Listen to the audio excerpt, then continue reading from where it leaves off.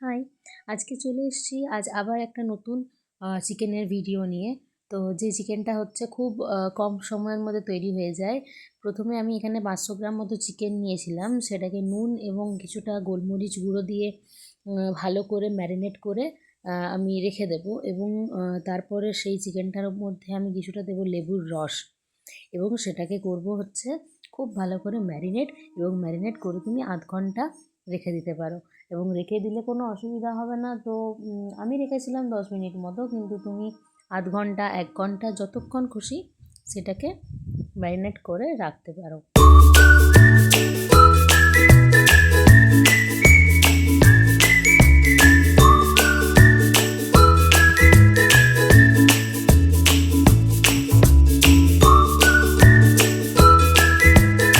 এরপর চিকেনের ওপর ভালো করে লেবুর রসটা দেওয়ার পর লেবুর যে বীজগুলো পড়েছিল সেই বীজগুলোকে হালকা হাতে আমি সরিয়ে নিলাম, কারণ ওগুলো মুখে গেলে মুখটা তিতো হয়ে যাবে। এবং ভালো করে চিকেনটাকে ওই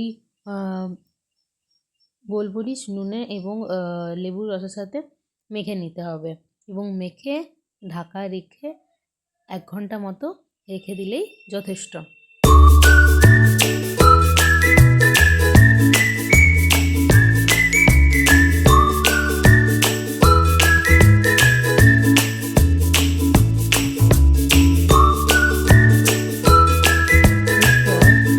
এখানে আমি নিয়ে নেব 3টে পেঁয়াজ।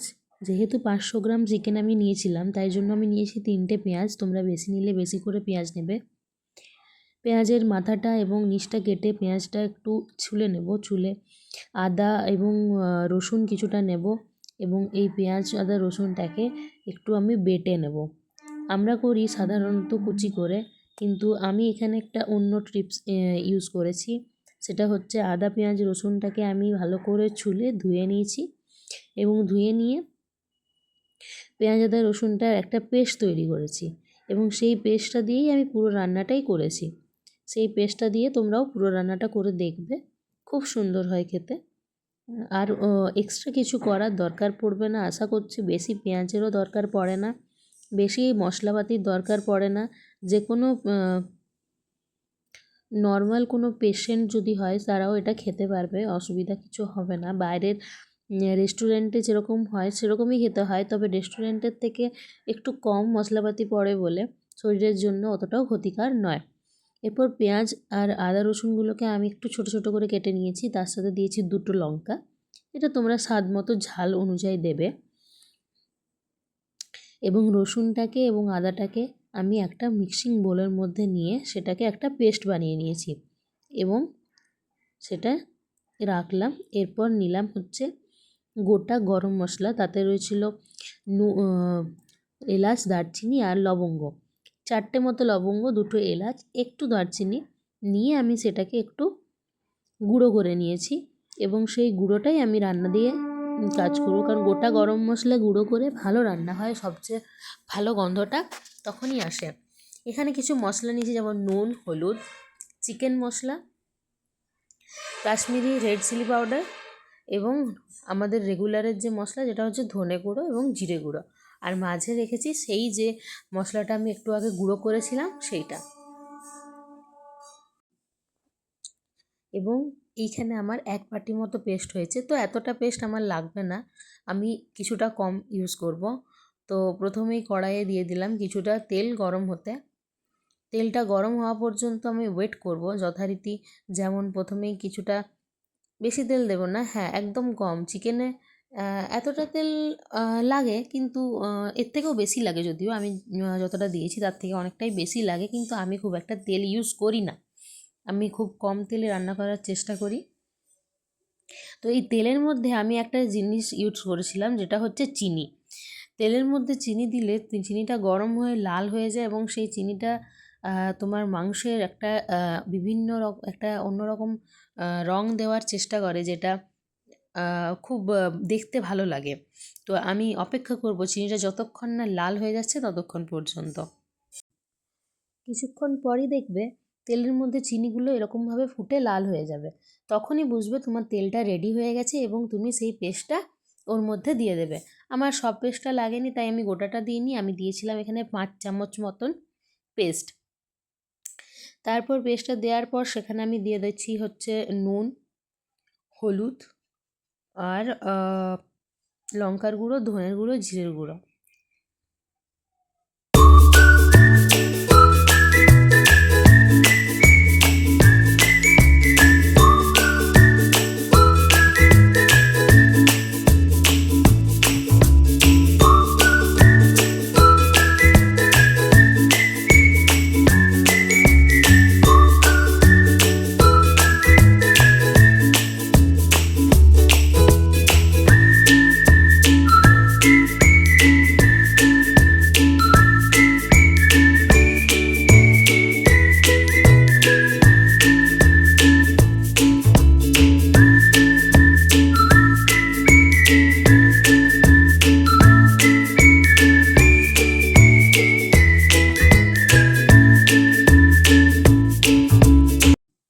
এরকম অবস্থায় বেশ কিছুক্ষণ তোমাকে নাড়াতে হবে যতক্ষণ না পর্যন্ত কড়াই থেকে মশলাতে তেল ছাড়ছে।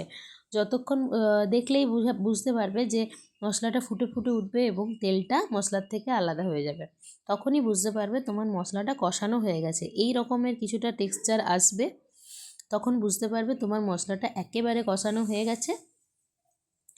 তখন তোমরা চিকেনটা ওর মধ্যে দিয়ে দেবে।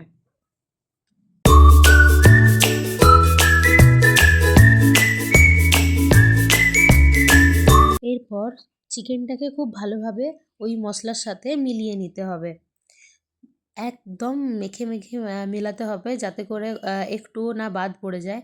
তো আমি পুরোটাই আগে মিলিয়ে নিয়েছিলাম, তারপর আমি কিছুটা ওয়েট করার পর ঢাকা দিয়ে দিয়েছিলাম, কারণ ঢাকা না দিলে মাংস সেদ্ধ হবে না। তোমাদেরকেও বেশ খানিকক্ষণ ওয়েট করতে হবে, মাংসটাকে ঢাকা দিয়ে দিয়ে রান্না করতে হবে, না হলে মাংসর যে একটা কাঁচা গন্ধ থাকে সেই গন্ধটা যাবে না। তোমরাও ওর মধ্যে ঢাকা দিয়ে দিয়ে মাংসটা রান্না করে নেবে, তাহলে সুবিধা হবে, খুব তাড়াতাড়ি সিদ্ধ হয়ে যাবে।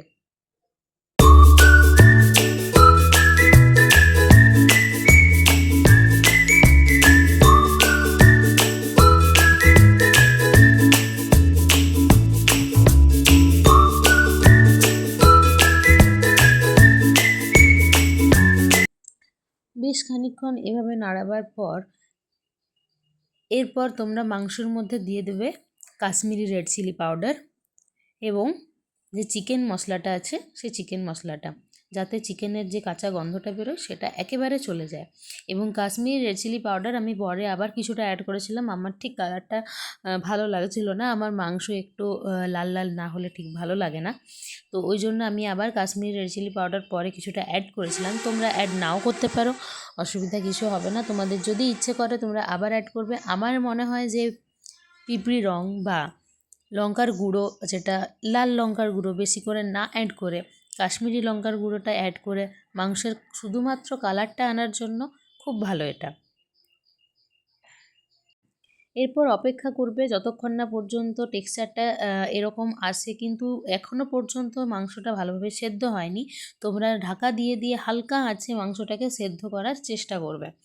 আবারও কিছুক্ষণ ধরে নাড়াতে হবে যতক্ষণ না পর্যন্ত তোমার মাংসটা ভালোভাবে সেদ্ধ হচ্ছে এবং তোমার কষানোটা ঠিকঠাকভাবে হচ্ছে। এবং ভালো করে কষানো হয়ে গেলেই বুঝতে পারবে যে মাংসটা তোমাদের প্রায় হয়ে এসছে, কারণ এটা ঝোল তো নয়, এটা হচ্ছে একটা কষা মাংসের একটা অন্যরকম স্টাইল। এরপর আমরা মাংসের মধ্যে অর্ধেক মগের মতো জল দেব, আধ মগ, বেশি নয়, অর্ধেক মগের মতো জল দেব। তারপর সেই জল দিয়ে সেটাকে আবার ফুটতে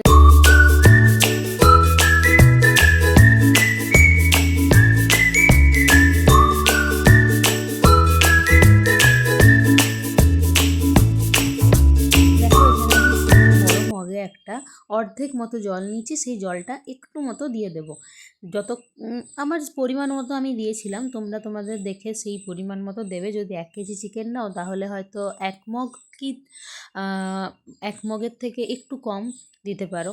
আমি যেহেতু ঝোল রাখবো না সেহেতু আমি আধ মগের একটু কম দিয়েছি, যাতে শুধু মাংসটা আমার সিদ্ধ হয়ে যায়, কিন্তু জল বা ঝোল কোনোটাই না থাকে, সেই জন্য এরপরে আবার ঢাকা দিয়ে কিছুক্ষণ ফুটতে দিতে হবে। মাংস যত বেশি ফুটবে তত বেশি ভালো স্মেল এবং ভালো টেস্ট আসবে, তাই আমি চাই বেশি বেশি যেন ফুটে। এই রকমভাবে ডগবগিয়ে যখনই দেখবে ফুটে উঠেছে, তখন আবার নেড়ে কিছুক্ষণ পর আবার ঢাকা দিয়ে দেবে, যাতে করে আবার ফোটে। আর যখন মাংসটা ফুটবে খেয়াল রাখবে গ্যাসের ফ্লেমটা যেন হাই থাকে, তাহলে তোমাদের আরও বেশি সুবিধা হবে। কারণ গ্যাসের ফ্লেম যদি লো থাকে তাহলে ফুটতে সময় নেবে এবং তোমাদের অসুবিধা তাতে বাড়বে।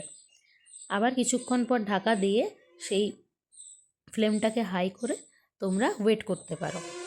আমার কিছুটা কম লাগছিল কাশ্মীরি রেড চিলি পাউডার, তাই আমি আবার কিছুটা রেড চিলি পাউডার দিলাম এর মধ্যে।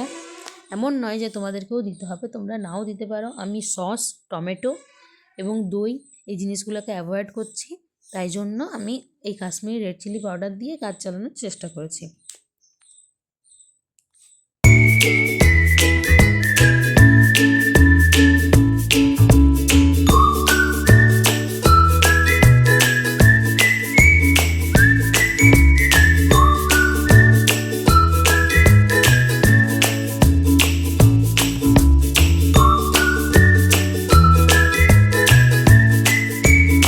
এইরকম টেক্সচার চলে এলে তোমরা গরম মশলাটা মিশিয়ে দেবে, তখনই বুঝবে তোমাদের মাংসটা একেবারে হয়ে এসেছে। আর 1 থেকে 2 মিনিট ফোটালেই তোমাদের মাংস একেবারে রেডি হয়ে যাবে।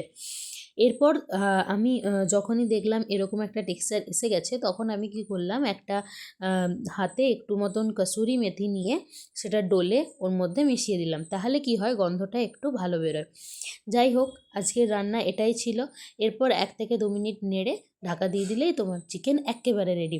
চিকেন সুন্দরীর এই রেসিপি তোমাদের কেমন লাগলো আমাকে অবশ্যই কমেন্টে জানিও, এবং ভালো লাগলে আমাকে লাইক, কমেন্ট এবং শেয়ার করে দিও। আমি আবার নতুন রান্না নিয়ে আবার খুব তাড়াতাড়ি ফিরে আসব। আজকের রান্না এই পর্যন্তই। ভালো লাগলে ভিডিওটা শেয়ার করতে একদম ভুলো না। কোন জায়গাটা তোমাদের ভালো লাগলো, কোনটা খারাপ লাগলো, কোনটা ইমপ্রুভ করা দরকার, কোনটা ঠিক আছে, ভুল আছে, যা দরকার আমাকে একটু কমেন্টে জানিও, না হলে আমি বুঝতে পারবো না। তো আজকের ভিডিও তোমরা এই জিনিসটা বানিয়ে দেখবে বাড়িতে, খুব ভালো খেতে হয়, দারুণ টেস্ট হয়, আমি গ্যারান্টির সাথে বলতে পারি। এবং এভাবেই রেডি হয়ে গেল আমাদের আজকের চিকেন সুন্দরীর রেসিপি। ধন্যবাদ।